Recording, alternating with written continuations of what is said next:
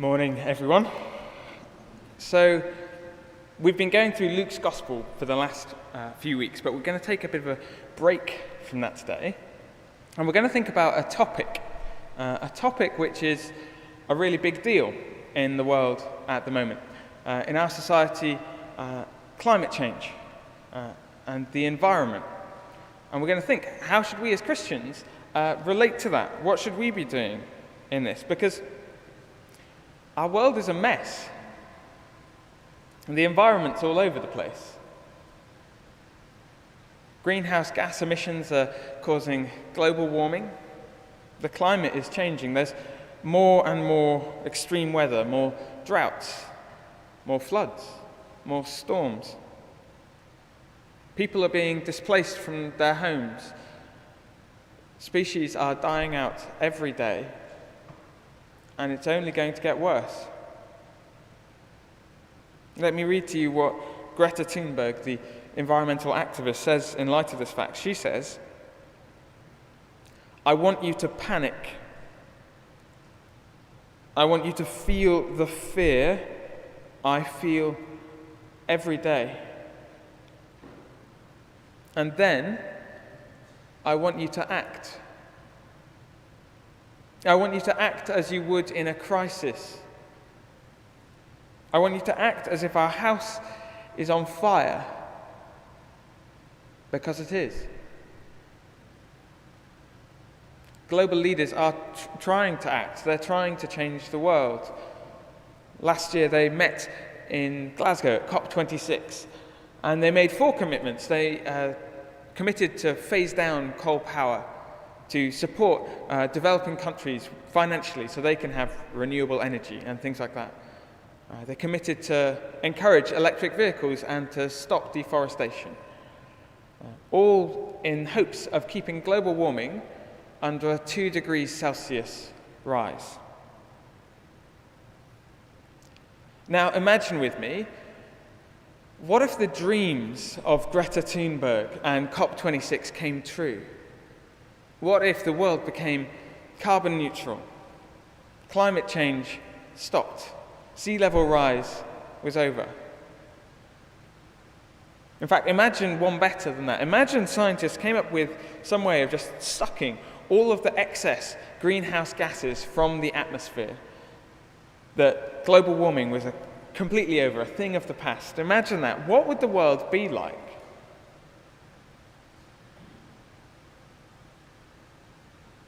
It'd still be a mess, right? We'd still have pollution, littering, the over-exploitation of the world's natural resources. The rich would still live their luxury lifestyles which cost the earth, whilst the poor struggle to survive.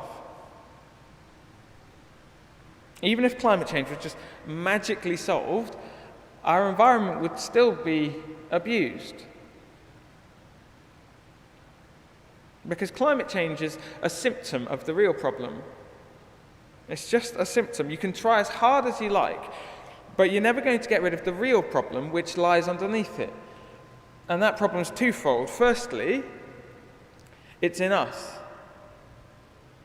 It's in human hearts. Just think about what it is that's driving this damage to the environment. Human greed. Appetites for consumption which just can't be fulfilled, and coupled with a lack of love for our neighbour, both those near to us and those far away, those we can't see the effects upon. Our hearts are rotten with sin. And the second part of this problem is actually a problem with the planet itself. Now that might sound like a strange idea, but the Bible tells us in Genesis chapter 3 that when humanity fell into sin, part of God's judgment on that was that the ground was cursed. It said, "Cursed is the ground because of you. Through painful toil you will eat of it all the days of your life." Our hearts are rotten and the ground is cursed. Try as hard as you like, there's nothing you can do about those things. No matter how much we panic, no matter how green our lives become, there's nothing we can do. It's a bleak picture, isn't it? So in light of this bleak picture, this is where I now want us to hear something of what the Bible has to say. And so Michelle is going to come up and read for us our reading for today, which is going to be from Romans chapter 8, verses 18 to 23. So Michelle wants to come up.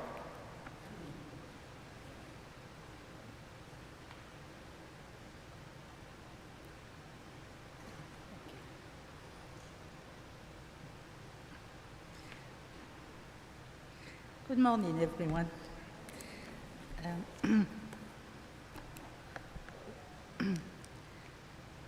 As Mark has told us, the reading today comes from Paul's letter to the Romans, chapter 8, beginning at verse 18. You'll find this in your Pew Bible at page 1135, 1135.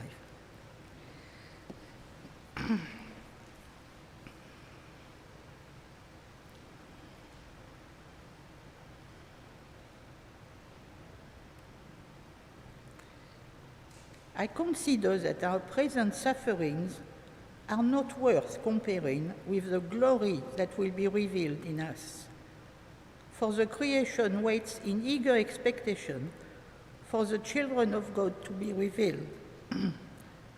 For the creation was subjected to frustration, not by its own choice, but by the will of the one who subjected it, in hope that the creation itself will be liberated from its bondage to decay and brought into the freedom and glory of the children of God.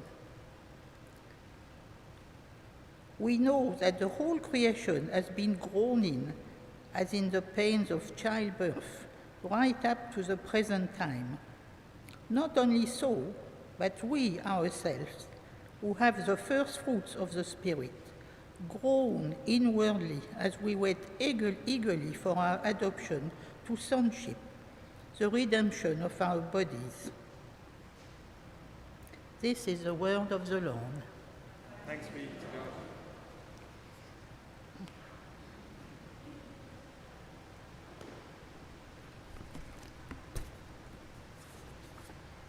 Thank you, Michelle.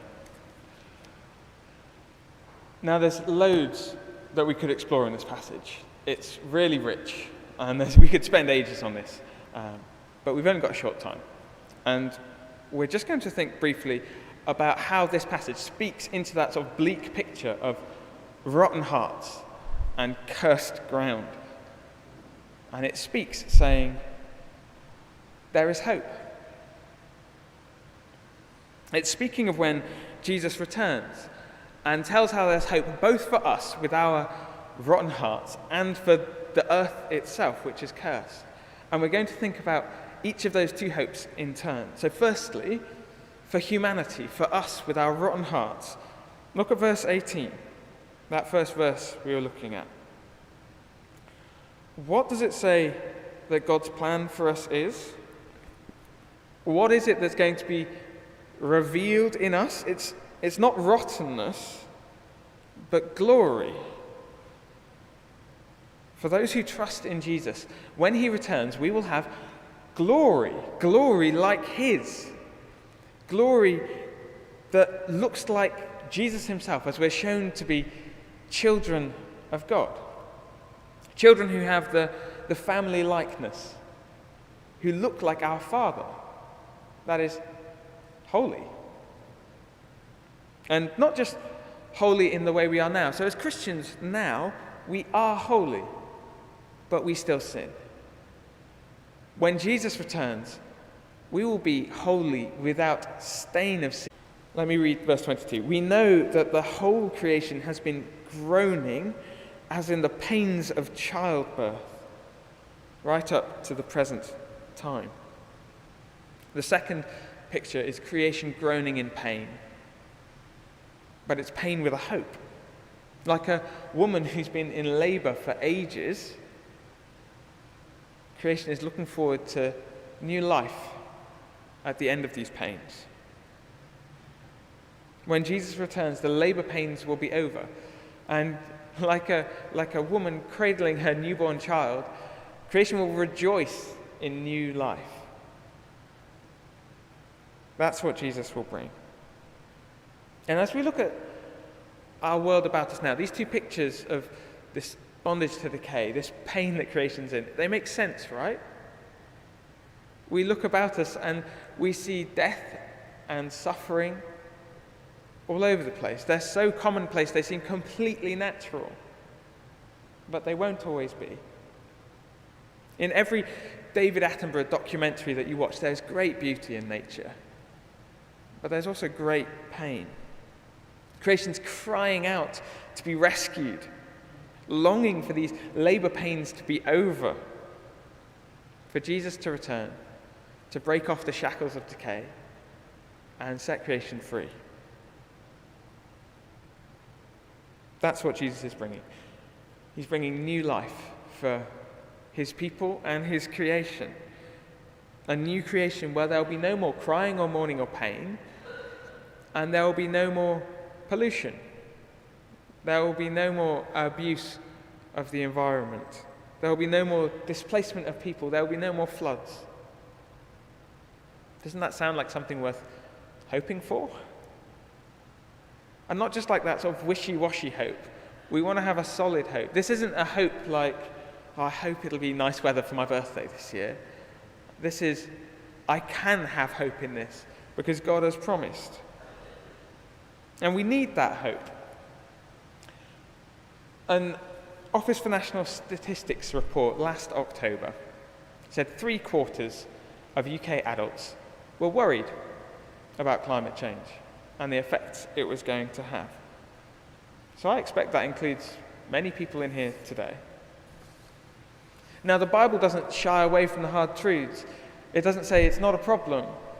It sees that our hearts are rotten and the ground is cursed, and the effects of that are shown in the climate. But the Bible also tells us God has a plan. He has a plan to make things right, his creation new. And that's something we can fix our hope on. Even in the worst effects of climate change, even in the midst of people displaced from their homes, even in the increased death toll of catastrophic weather around the world, God still has a plan. And it is certain. Even when creation seems like it's screaming in pain. God has noticed, and he has a plan to make it right. Our world is a mess. The environment is all over the place. The atmosphere is warming due to greenhouse gas emissions. The climate is changing. There are more and more extreme weather. More droughts, more floods, more storms. People are being displaced from their homes. Species are dying out every day, and it's only going to get worse. But God has a plan. So unlike Greta Thunberg, we don't need to panic. God has a plan, and it's certain, and it's good. So we don't need to panic. God has a plan. We can trust him to bring it about. Because when you trust someone, it removes that need for panic. Think about that time when you've arrived at a station and you're waiting for someone to pick you up, a friend or a family member, and they're not there, and you give them a call and they don't pick up. But you trust them, and they know where you're going to be and when you're arriving, and so you don't freak out. You wait.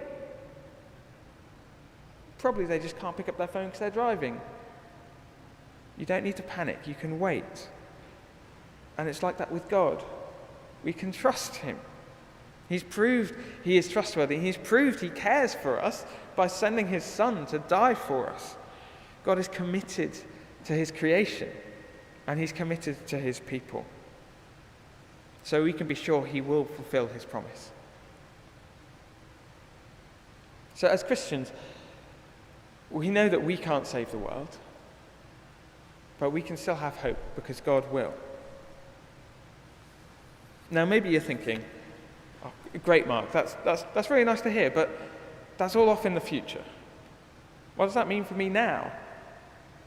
What are we to do whilst we wait? That's a really good question. It's a really important one to ask. And I want to give us just a short headline in the time we have left now that will shape, hopefully, both how we think and how we live. And so the headline is from a bit of the Bible we've been studying a little while back. It's from Colossians chapter 1. And I'm just going to read it to you when I find it. Colossians 1, verse 15 and 16 says this. Speaking about Jesus. So Jesus, the Son, is the image of the invisible God, the firstborn over all creation.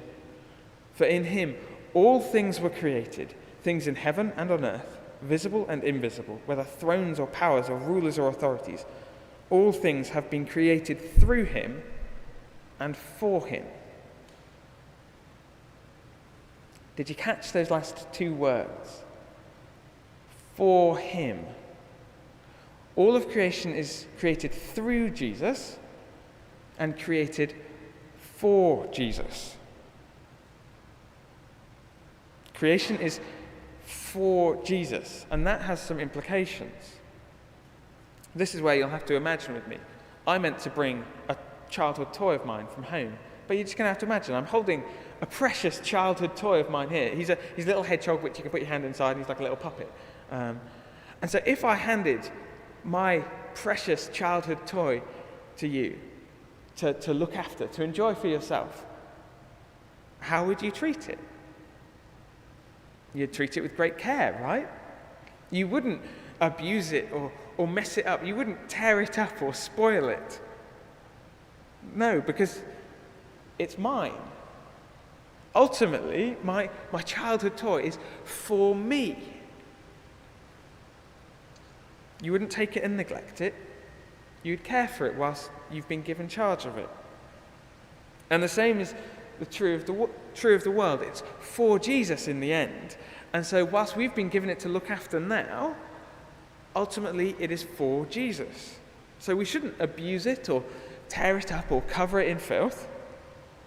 Now some Christians, you might have heard them say, well, when God comes to judge, it's all going to burn anyway. He's going to make everything new. Why does it matter how we treat it now? Well, it's not ours. It doesn't belong to us. It's not ours to do with what we see fit. It's for Jesus. God is going to make creation new when Jesus returns, but that doesn't mean we can do whatever we want with it in the meantime, because it's for Jesus. How we treat creation now shows something of what we think about Jesus, the one who it's for. And it's not just what we do with creation that matters. It's also why we do it that matters. So I'm sure many of your friends take some effort to care for the environment, right? Like, it's a huge thing in society today. Everyone's doing their bit, doing a bit of recycling, doing a bit of that. And it's very easy for us to just get caught up in the hype and just go along with all of that without taking that time to think, why? To think, how does this fit in with a Christian worldview? Yes, Christians can and should agree with lots of what our society says about caring for the planet. As Christians, we don't have a monopoly on knowledge of how to care for the planet well. But we mustn't just unthinkingly swallow the whole package of everything that's going on with society's view, because their motivation behind it will always be lacking something, as they don't acknowledge who creation is for. When our secular friends care for the environment, they aren't doing it for Jesus. Instead, their motivation is probably some sort of self-interest or bigger-minded collective interest, perhaps, but it's still lacking something. As Christians, we have a much better reason to look after the world, for Jesus, as worship of him. Since creation is for Jesus, how we care for it matters, and why we care for it matters too. So, as we think about how to live in relation to the environment, I've got this one simple question, which I've found really helpful, and I hope you will too. The question is, how can I honour Jesus? And I think it's really helpful for three reasons. Firstly, because when we're thinking about the environment, lots of these things are matters of wisdom. They're not just clear-cut, straight and obvious. The Bible doesn't say, never fly to go on holiday. It doesn't say, don't eat meat ever. It doesn't say, only ever use electric cars. As situations are different for different people, different things will be appropriate. What's wise in one situation may not be in another. But this question is always right. It's always the right one to ask. How can I honor Jesus? And it cuts through lots of the big things. The second reason it's a really helpful question is that it points us to a different motive than the rest of society. So often our society frames it as our duty. You must do this, and if you don't, you're a bad person. You must recycle. And when you don't, you feel guilty. But our motive isn't guilt, but a desire to honor Jesus. And when you have that as your desire, it suddenly changes things. It turns what might seem sort of burdensome, you must do this, into something that's actually quite joyful, something that is worship of Jesus. It makes actions which seem really small and insignificant actually meaningful. So, for instance, whilst I was preparing this, I had a tub of cream cheese in the fridge, and it had been open for a while. There was still a little bit left in it, and it had gone mouldy. And I don't really like mould. And so I was tempted to just chuck it all in the bin. Well, sack off with that can go there. But actually thinking, how I care for the environment is part of worship of Jesus. Actually, my scooping out this mouldy cream cheese and giving the pot a rinse to recycle it isn't just a chore that I must do. It might seem small and insignificant, but it's part of worshipping Jesus. It's suddenly joyful. So this question, how can I honor Jesus? It helps us decide on matters of wisdom, and it points us to a different motive. And thirdly, it's a really practical question. It's not just something airy-fairy, but useful for everyday decisions. Let's have an example. Should I use a car? Okay, let's think. What would honor Jesus most? If I didn't use a car, that might be really good for the environment. It might be a really good way of caring for what God has given us and honoring Jesus in that. There'll be less pollution, and it'll be a great way of caring for the world. And if the only reason I wanted to use a car was out of sheer laziness, then almost certainly the good option will be travel in some different way. But if the reason I wanted to use a car was to care for a friend who's having a really tough time, and I couldn't really get to them easily without a car, then actually loving my neighbor in that way is something which really honors Jesus, which Jesus calls us to. How can I honor Jesus in that situation? Quite probably, use the car.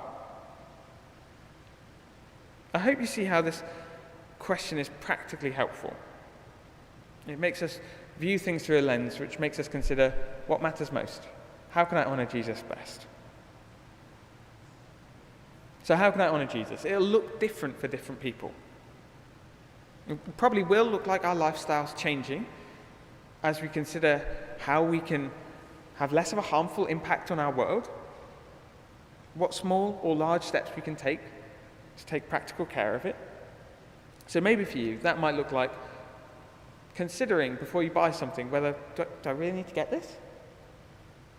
It might be taking care to recycle, or maybe walking places a bit more. I'm not here to tell you exactly what to do, but my big prayer for us as we go from here today is that we'd each take some time for ourselves to think, how can I honor Jesus in the way that I treat his world whilst I wait for him to return? To sum up, as Christians, how should we be looking after the environment? Well, firstly, trust God whilst we wait for Jesus to return. We don't need to panic. And let's seek to honor Jesus in how we live in this world whilst we wait.